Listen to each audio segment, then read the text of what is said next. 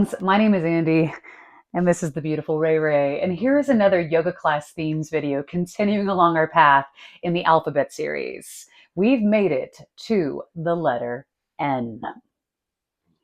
Now, there are a lot of words that start with the letter N that are awesome and inspiring. And Priyush made it a bit difficult for me to choose and narrow it down to 3 words, but indeed I did. So what's my hope and my dream here is to bring fun and functional, intentional, inspirational theming to your yoga practice.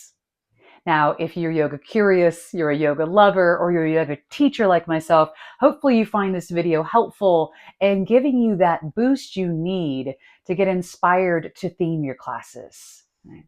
To bring a theme like, let's say, the alphabet into your yoga class just gets your practitioners and your students thinking, connecting, resonating, perhaps aligning with the words that you select, and maybe even inviting them into the action and saying, hey, we're on the letter N for today's class, and next week we're going to be doing the letter O.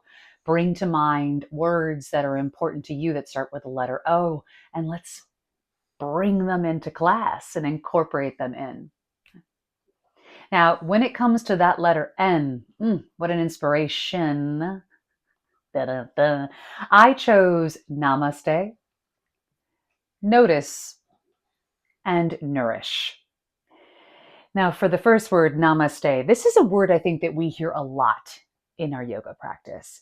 And if we were in India, Namaste is simply a greeting. Like, I bow to you, you're saying Namaste, almost in place of, or like hello to anyone that you might interact with. Traditionally speaking, in a yoga practice, the word Namaste means the divine in me or the light in me sees and recognizes the divine or the light in you. What a beautiful, inspirational exchange. So whether you start a class with Namaste and end a class with Namaste, but really talking about like, what does that mean, right? If I acknowledge and see the divine or the light in you, that light in me recognizes it in you, then we're making a deep connection, right? A meaningful exchange and honoring one another. Like, I bow to that light in you, right? This, I think, adds another layer to the practice. And the asana, the physical aspect of yoga, is a beautiful thing. But to really bring up, what does Namaste mean to you? And what does it mean if we are all to agree that it means I bow to, acknowledge, see the divine in you? Right? What does that mean? And how can we incorporate that into our daily exchanges, every interaction that we may have, whether it's on the mat or off the mat? Namaste.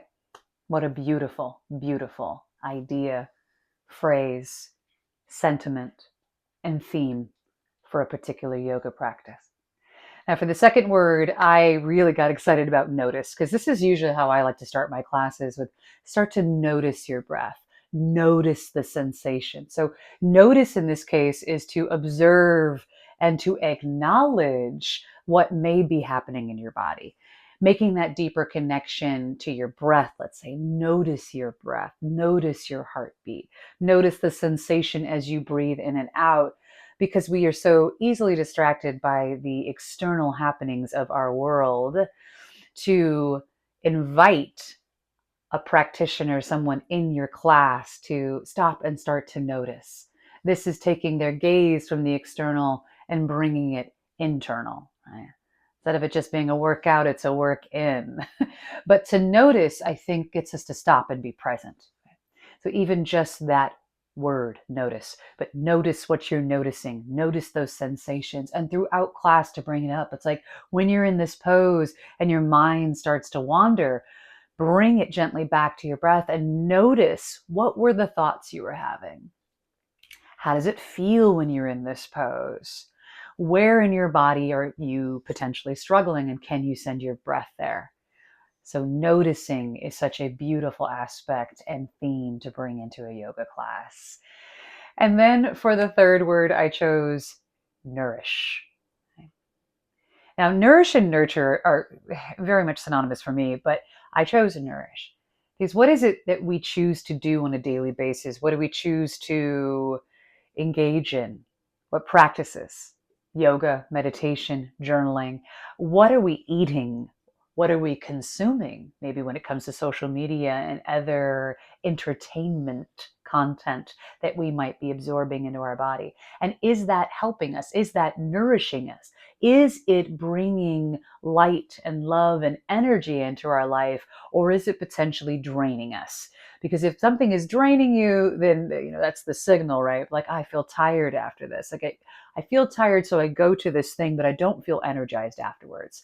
When we consume nutritious food, when we engage in practices like journaling and meditation and yoga, and when we watch what it is that is educational, perhaps, or not off kilter with what it is that we're looking to bring into our life, then we are nourishing the energy, the light, the love that is in our grasp, in our bodies, right? So choosing to nourish as opposed to drain, I think, is an important aspect. But bringing that into focus and bringing that inspiration into your yoga class is such a beautiful thing. Right? It's like, what are you choosing to do on a daily basis? And is it nourishing you? Asking the question, what is it that you can do and incorporate more of in your life to really be thoughtful and mindful about nourishing your heart, your body, your mind, your soul? Now, this has been another Yoga Class Themes video. Really, this is contemplation, station, and thought poetry, right? It's like, can you utilize a theme like the alphabet and choose words that resonate with you as a teacher that you think would be beneficial to your students, that if you incorporate them into a class, perhaps they may find it inspiring. If you are liking this content, please do click like. If you're loving it, hit that subscribe button. The hope and the dream is I get to see you in the next video for the letter O. Until then, many blessings.